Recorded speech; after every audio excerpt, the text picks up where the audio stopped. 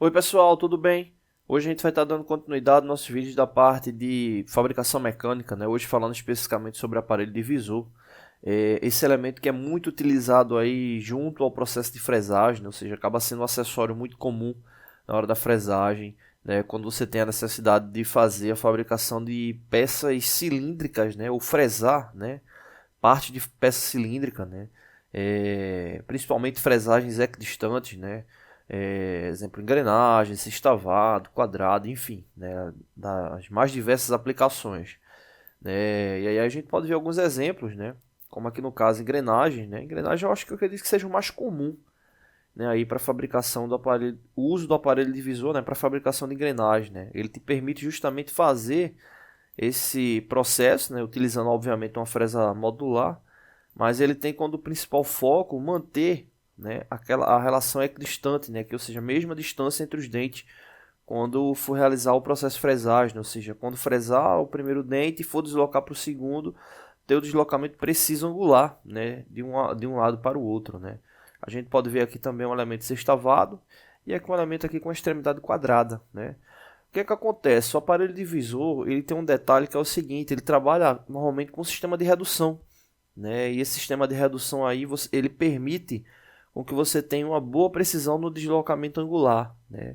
Fora o sistema de redução, ele também trabalha com disco divisor quando você precisa de graus menores ainda para poder fazer o deslocamento, né? Então, exemplo, o que é que acontece? É muito comum você ter lá aparelhos divisores com relação 40:1, 60:1, 80:1. Esses valores, eles representam o tipo de redução do aparelho divisor, né? Exemplo, se for 40:1, significa que você precisa dar 40 giros no manípulo, né, no manípulo principal, para poder dar um giro completo na placa, né, no elemento de fixação dele.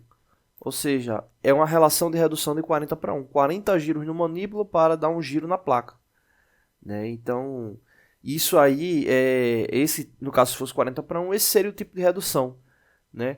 Se você precisar ainda de mais redução, você ainda tem a possibilidade do deslocamento nos furos do disco divisor. Lembrando sempre o seguinte, né? Quando o estudante normalmente vê o disco divisor, vê todos esses furos aqui, né? Às vezes ele se confunde, né? Mas na verdade o disco divisor é como se ele tivesse vários discos divisores ali juntos, né? Sempre a relação dos furos do disco divisor será a relação de um segmento circular, né, para aqueles furos ali. Então, quando a gente observa o disco, a gente tem que sempre observar o segmento, né? Exemplo, esse segmento que eu estou marcando aqui de vermelho, se ele tiver 30 furos, né, significa que esse elemento aí circular representaria um disco de 30 furos, né? Se aqui na sequência o outro segmento ele tivesse 22 furos, seria um disco aí de 22 furos.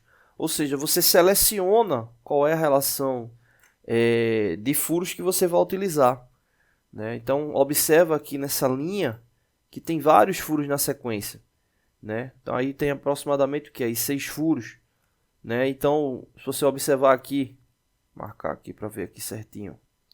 Então nesse caso aqui esses 6 furos eles representam a quantidade de discos que está contido nesse elemento mecânico, ou seja, 6 discos, né? Ele vem com a marcação da quantidade de furos e essa quantidade de furos ela representa o quê?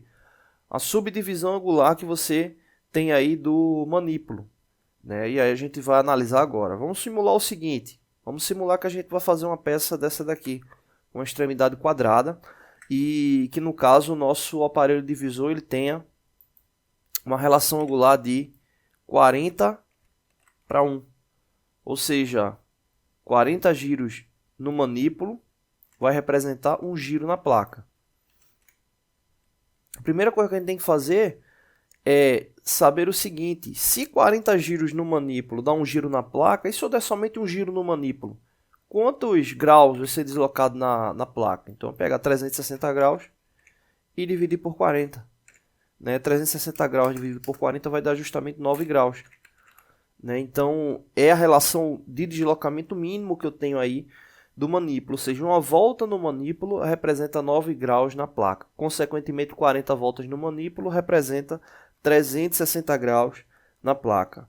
Um detalhe importante, Os furos, eles entram justamente nessa subdivisão de uma volta do manípulo. Ou seja, exemplo, se a gente tiver aqui a relação de 30 furos no disco, né, for o disco selecionado, eu teria 9 graus dividido em 30 partes. Né? Ou seja, eu teria aí uma subdivisão aí desses 9 graus. Né? Quando for necessário utilizar o disco divisor. Nesse caso, o primeiro ponto é observar isso. O deslocamento angular do manípulo, né? No caso referente a uma volta. Né? Se fosse, exemplo, uma redução de 60 para 1, 80 para 1, seria só pegar 360 e dividir pela relação total. Por exemplo, 360 dividido por 80 daria lá a quantidade de graus que uma volta no manípulo iria impactar em uma volta aí na placa, né? No elemento de fixação do aparelho divisor. Bom, feito isso aqui, 360 dividido por 40, agora a gente precisa dividir, né, angularmente o elemento que vai ser fresado. No caso, como é um elemento quadrado, obviamente ele tem 4 lados, né? Então, nesse caso aí, a gente pega 360 e divide por 4. Né? 360 dividido por 4 vai dar justamente igual a 90. Né? Então, essa aí é a relação de distância entre faces do elemento. Então, aí para fechar, o que a gente faz? Pega essa relação calculada agora de 90 e divide pela relação do manípulo. Né? 90 dividido por 9 vai dar justamente igual a 10. Esse 10 ele representa o quê? A quantidade de voltas no manípulo. Então, para fresar um elemento quadrado, é preciso fazer toda vez que você fresar, por exemplo, fresou o primeiro lado, é o primeiro lado de referência, não precisa girar. Quando for girar, utilizando o aparelho divisor para fazer o segundo lado, você vai precisar dar 10 voltas no manípulo. Por quê? 10 voltas no manípulo vai representar 90 graus. E assim sucessivamente. Fresou o segundo lado, dá mais 10 voltas, vai para o terceiro e depois finaliza lá no quarto. Tá bom? Não deixe de se inscrever no canal, toda semana tem vídeo novo. Valeu! Oi pessoal, tudo bem? Hoje a gente vai estar dando continuidade nos vídeos da parte de aparelho divisor, né? Aí um elemento que é muito utilizado aí no processo de fresagem, né? Justamente para a fabricação de elementos, né, que possuem divisão angular, né? Principalmente elementos cilíndricos, né? Como sextavado, quadrado, engrenagem, né? No último vídeo a gente fez um cálculo referente aí à fabricação de uma peça com 4 lados iguais na extremidade, né? Um quadrado. E agora vamos simular o seguinte, né? Vamos simular que a gente vai fazer aí a fabricação de uma peça com 20 lados, né? Aumentar a quantidade de lados. Então a peça ela tem 20 lados, né? Poderia ser uma engrenagem com 20 dentes, né? Vamos considerar uma engrenagem com 20 dentes, né? Engrenagem está aqui embaixo, engrenagem Z20. E nesse caso aí, vamos supor que o aparelho divisor ele tem a relação de redução de 60 para 1. Isso significa o quê? Que a cada 60 giros no manípulo vai representar um giro na placa. Né? Ou seja, 60 giros no manípulo vai representar um giro na placa. Né? Esse é o sistema de redução dele. Primeiro passo é justamente verificar se 60 giros no manípulo dá 1 na placa, um giro no manípulo desloca quantos graus? Então é pegar 360 e dividir por 60, né? Que é a relação de redução dele. Então nesse caso aí 360 dividido por 60 dá igual a 6 graus. Né? Ou seja, 6 graus é a relação de redução do elemento. Né? Ou seja, toda vez que você der um giro no manípulo, você vai deslocar 6 graus na placa. Consequentemente, se você der 60 giros no manípulo, vai deslocar 360 graus. O segundo passo é pegar 360 graus e dividir pela quantidade de lados do elemento a ser fresado. Né? No caso aí, engrenagem aí com 20 dentes. Né? Então, 360 dividido por 20 vai dar igual a 18. Né? Vai dar aí 18 graus. Né? Então, o que é que a gente tem que fazer agora? Pegar o grau do deslocamento do elemento e dividir pelo deslocamento do manípulo, né? Ou seja, 18 dividido por 6. Nesse caso aí, 18 dividido por 6 vai dar igual a 3. Esse 3 significa o quê? Giros no manípulo. Né? Ou seja, toda vez que você fresar um dente da engrenagem e for fazer o dente subsequente, você vai ter que dar 3 giros no manípulo para deslocar exatamente a quantidade de graus que você necessita, que nesse caso aí é justamente 6 graus, ou 18 graus. Então, fabricou um dente da engrenagem, desloca 3 giros no manípulo, por quê? Se um giro representa 6 graus, 3 giros vai representar 18 graus. E assim sucessivamente, né? Ou seja, essa é a relação aí para você fabricar uma engrenagem de 20 dentes num aparelho divisor aí, referente a uma redução de 60:1.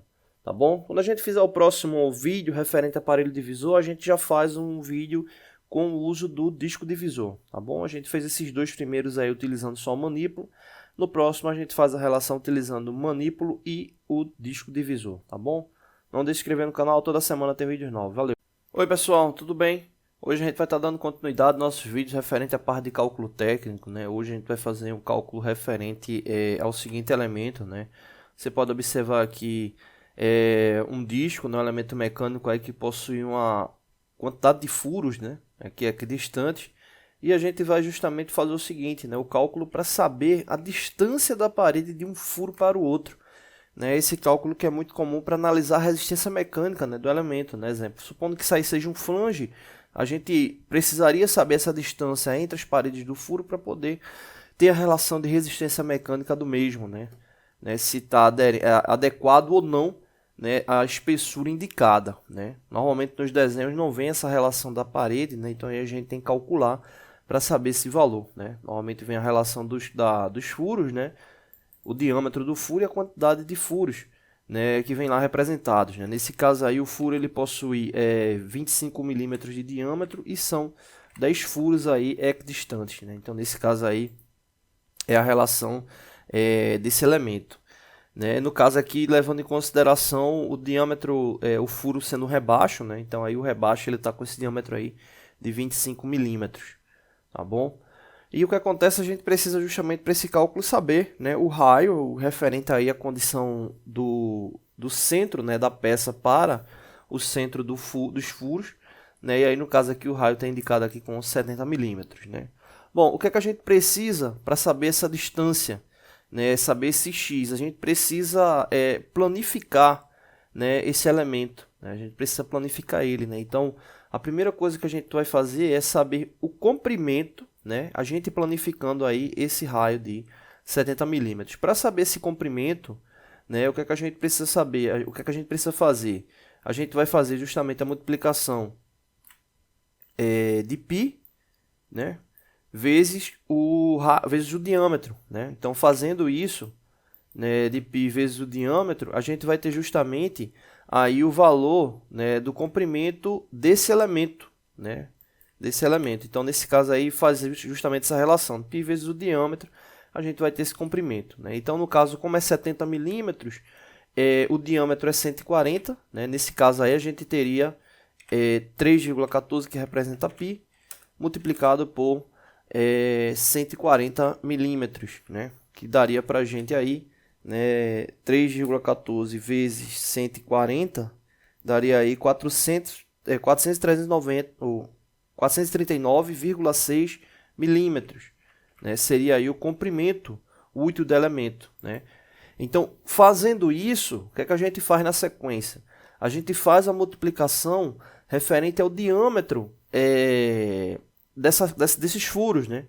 Ou seja, se esses furos eles apresentam 25 milímetros de diâmetro e a gente tem 10 furos, a gente precisa agora multiplicar, né, a quantidade de furos, que aí no caso é 10, né? Pegar a quantidade de furos e multiplicar pelo diâmetro, né? Que no caso aí deu igual a 25. Né? Então aí a gente vai ter 250 milímetros, né? Referente à condição desses furos, né? Ou seja, de 439,6 milímetros que representa, né, o segmento circular para a fabricação desses furos, 250 milímetros está em vazio, porque representa o material retirado pelo furo. Né? Então, a gente já faz essa subtração. Né? Ou seja, a gente vai pegar 439,6 milímetros menos 250 milímetros. Né? Nesse caso aí, vai dar exatamente 189,6 milímetros. Então, 189,6 milímetros representa o quê? Representa o valor referente de material que fica na peça. Né? É justamente essa diferença, né, de material que fica aí na peça. Ou seja, você tem 250 milímetros que vai ser retirado por causa do diâmetro do furo, isso a gente fala linearmente, né, já que a gente fez a planificação, e 189,6 milímetros é a quantidade de material que fica, né? Então vamos guardar esse valor aqui, 189,6. O que é que a gente precisa verificar? Se tem 10 furos, a gente vai verificar que a parte que está com material, ela representa também 10 partes iguais, né? Exatamente aí 10 partes iguais. Então, nesse caso, o que é que a gente faz? A gente vai pegar 189,6 milímetros, né? E dividir por 10. Né? Então, fazendo isso aí, essa divisão aí por 10, a gente vai encontrar 18,96.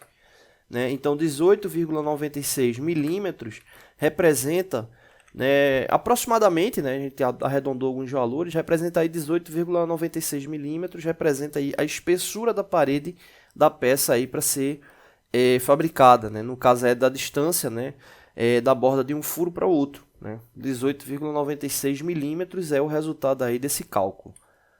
Deixa eu só colocar aqui na cota, ver se vai bater certinho aí esse valor.